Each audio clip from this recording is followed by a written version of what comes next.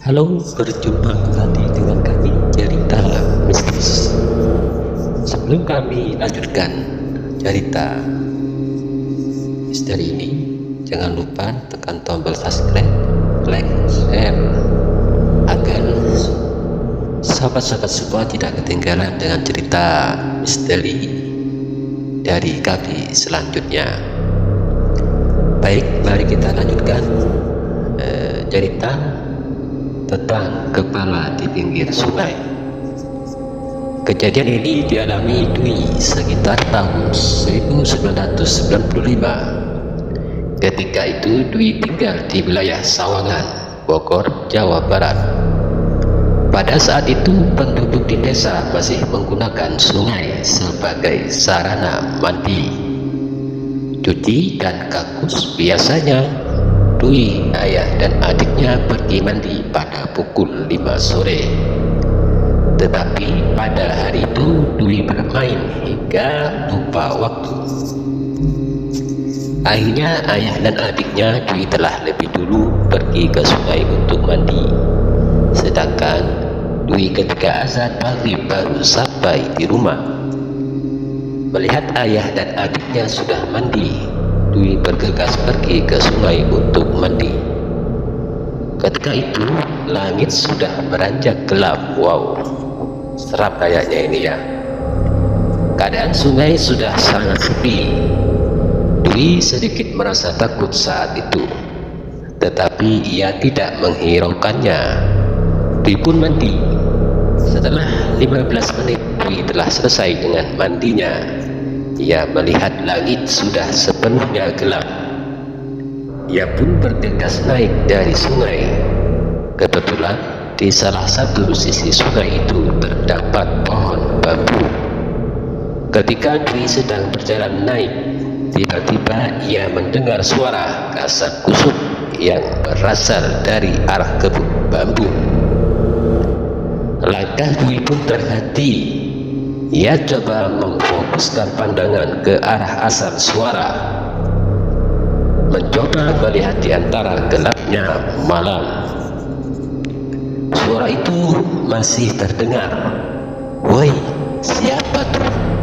teriak Dwi.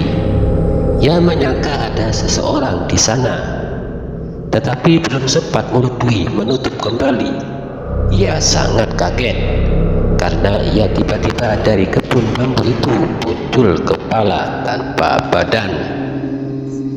Kepala itu terbang dan dari rimbunan pohon bambu menuju ke arah Dwi.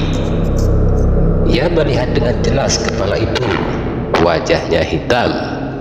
Terdapat sisa-sisa tanah yang menempel di sekitar wajahnya. Mata kepala itu berwarna putih.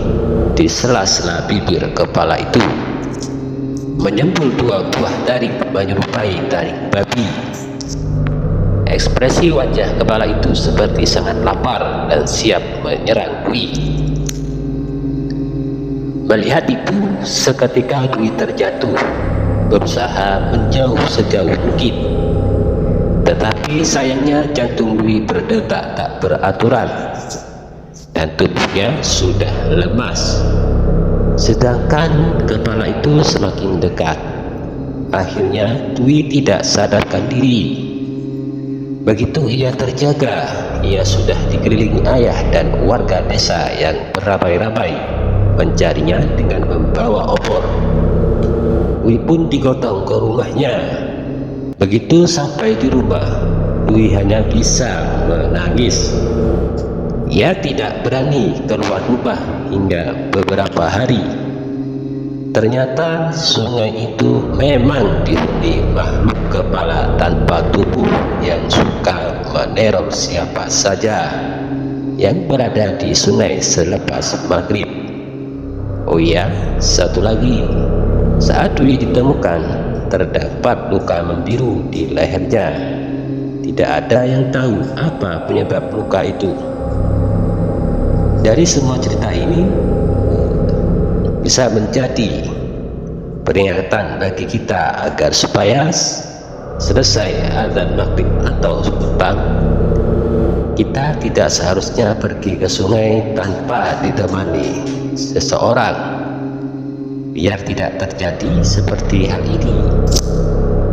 Terima kasih untuk sobat semua cerita mistis. Jangan lupa tonton terus atau dengarkan terus cerita mistis dari kami. Sekian, terima kasih.